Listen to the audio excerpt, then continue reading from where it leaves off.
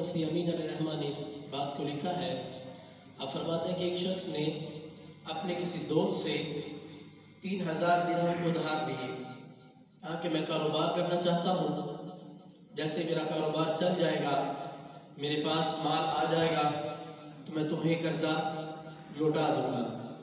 जैसे हमारे यहाँ अमूमन होता है, आपस में अजीज़ो अकरीबा, रिश्तेदार या दोस्त अहबाब एक दूसरे से कर्ज लेते हैं।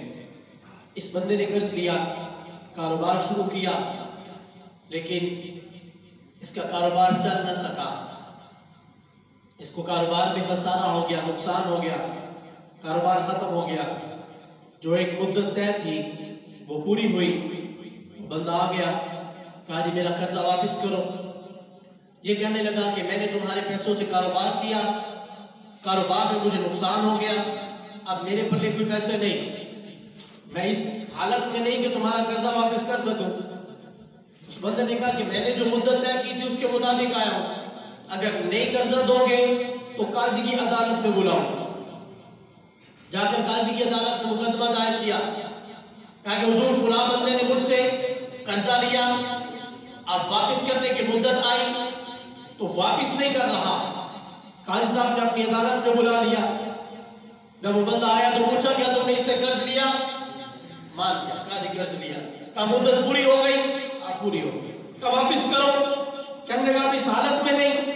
काजी साहब ने अपना फैसला सुनाया, कहा कि 1 महीने की मोहलत देता हूं, 30 दिन की मोहलत देता हूं, 1 महीने के अंदर इसका कर्जा वापस करो, नहीं तो कैद में डाल दूंगा। अब इस बंदे ने सुन रखा था कि जो हुजूर की जात पे दुरूद पड़ता है तो अल्लाह ताला दुरूद की बरकत से बंदे की हाजत को पूरा फरमा देता है, उसकी दुआ को पूरा फरमाता है, उसकी मुश्किल को आसान फरमाता है। इस बंदे ने काजी का फैसला सुनने के बाद ये इरादा किया कि मस्जिद में एतिकाफ, मस्जिद में पनाह करूंगा। मस्जिद के कोने में बैठा और दिन रात हुजूर की जात पे दुरूद पढ़ना शुरू किया। दिन रात हुजूर की जात पे दुरूद पढ़ता रहा। मुफ्ती साहब फरमाते हैं हत्ता कि 27 दिन गुजर गए, कोई ज़ाहिरी सबब पैदा ना हुआ कि कर्ज कहां से वापस करे, कैसे वापस करे।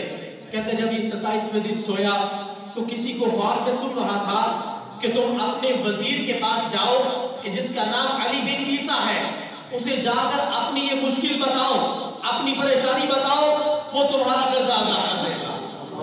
ये जब सुबह उठा तो बड़ा हशाश बशाश था कि मेरे लिए कर्जा अदा करने का सबब पैदा हो गया। लेकिन फिर दिल में ख्याल आया कि वजीर मेरी बात पे यकीन कैसे करेगा, वो मेरी बात को मानेगा कैसे, वो क्यों कर मेरा कर्जा अदा करेगा। फिर इसी हालत में दुरूद पाक पढ़ता पढ़ता रहा। ये दिन भी गुजर गया। रात को फिर किसी कहने वाले को सुना ख्वाब में कि तुम अपने वजीर अली बिन ईसा के पास जाओ, वो तुम्हारा कर्जा अदा कर देगा। जब सुबह उठा तो फिर वही वसवसा आया कि वजीर मेरी बात पे यकीन क्यों करे, वो मेरी बात को मानेगा क्यों, वो मेरा कर्जा कैसे अदा करेगा। इसी कश्मकश में ये दिन भी गुजार दिया कि जब रात हुई दुरूद पाक पढ़ के जब सोया तो इसकी किस्मत अंगड़ाई लेकर जाग उठी। जिनकी जात पे सारों की ताक दुरूद पढ़ रहा था वो मेरे आका इसकी ख्वाब में तशरीफ ले आए। हुजूर ने अपना दीदार अता फरमाया, ये कदमों में गिरा। हुजूर ने इरशाद फरमाया कि तुम्हें कहा गया था कि अली बिन ईसा के पास जाओ, वो तुम्हारा कर्जा अदा कर देगा, तुम क्यों नहीं गए। ये कदमों में गिरा और अर्ज किया फिदा का उम्मी व अबी या रसूल अल्लाह, या रसूल अल्लाह मेरे माँ बाप आप पर कुर्बान, वो मेरी बात पर कैसे यकीन करेगा, वो मेरी बात मानेगा कैसे। हुजूर ने फरमाया तुम जाकर उसे कहना कि रोजाना तुम नमाज फजर के बाद मेरी जात पर 500 मरतबा दुरूद भेजते हो। इसका पता या तुम्हें है या तुम्हारे जो मुनकर नकीर है किरामन कातिबीन, इनको पता है, इसके अलावा किसी को नहीं। और उसे बताना कि हमने तेरा दुरूद कबूल फरमा लिया है। ये जब सुबह उठा तो बड़ा हशाश बशाश और बड़ा खुश था। ये वजीर के दरबार में पहुंचा और जाकर उसे वजीर से गुफ्तगू की। वजीर भी आशिक रसूल था, वजीर भी आशिक रसूल था। उसने कहा किस काम के लिए आए हो? कहा कि 3000 दिरहम मैंने कर्ज लिया है, वो कर्जा अदा करवाना है। वजीर कहने लगा कि मैं तेरी बात पे यकीन क्यों करूं? कहने लगा कि मैं खुद नहीं आया, मुझे मदीने वाले ने भेजा, मुझे हुजूर ने भेजा। कहा कि कैसे मान जाऊं? कहा कि हुजूर ने साथ पूरी दलालत ये एक चीज भी भेजी है, निशानी भी बताई है कि ये जाकर बताना वो तुम्हारा कर्जा अदा कर देगा। कहा निशानी क्या है? कहा कि सुबह तुम किसी से उस वक्त तक कलाम नहीं करते कि जब तक हुजूर की जात में दुरूद न पढ़ लो और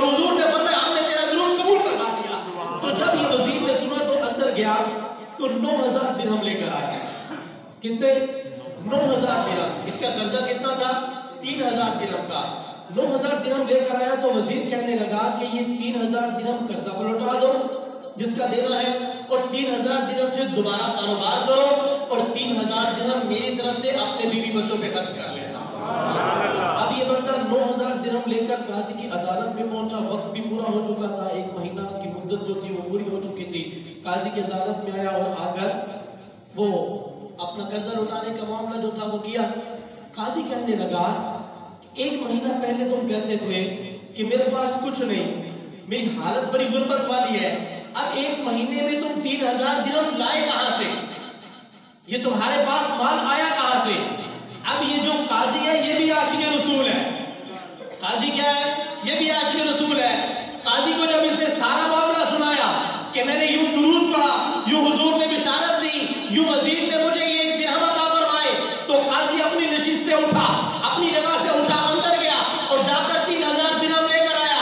تو کہنے لگا کہ اب تیرا قرضہ تو نہیں بلکہ میں قاضی خود ادا کروں گا.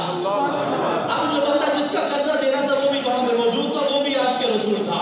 وہ کہنے لگا کہ ساری نیکیاں قاضی اور وزیر ہی کیوں لے جائے، اور میں اللہ کی رضا کے لیے اس بندے کو اپنا قرض ہی معاف کر دیتا. اب یہ بندہ کہ جو 1 مہینہ پہلے 3,000 درہم کا مقروض تھا، اب 12,000 درہم لے کے اپنے گھر کی طرف جا رہا. سارے نہیں بولے سبحان اللہ. حضور کی ذات پہ درود پڑھنے کی وجہ سے اللہ تبارک و تعالیٰ نے مشکل بھی آسان فرمائی، قرض بھی ادا ہو گیا اور مال و مال بھی کر گیا. سبحان اللہ. اس لیے اسی عشق و محبت کے ساتھ کہ جب ہم حضور کی ذات پہ درود پڑھتے ہیں تو اللہ تبارک و تعالیٰ ہم لوگوں کی مشکلات کو آسان فرماتا ہے. تو آپ شوق و محبت کے ساتھ، بچوں کی آواز تو ویسی بلند ہے، میں چاہتا ہوں کہ آپ سب کی آواز بھی آئے، سب مل جل کے درود پاک پڑھیے.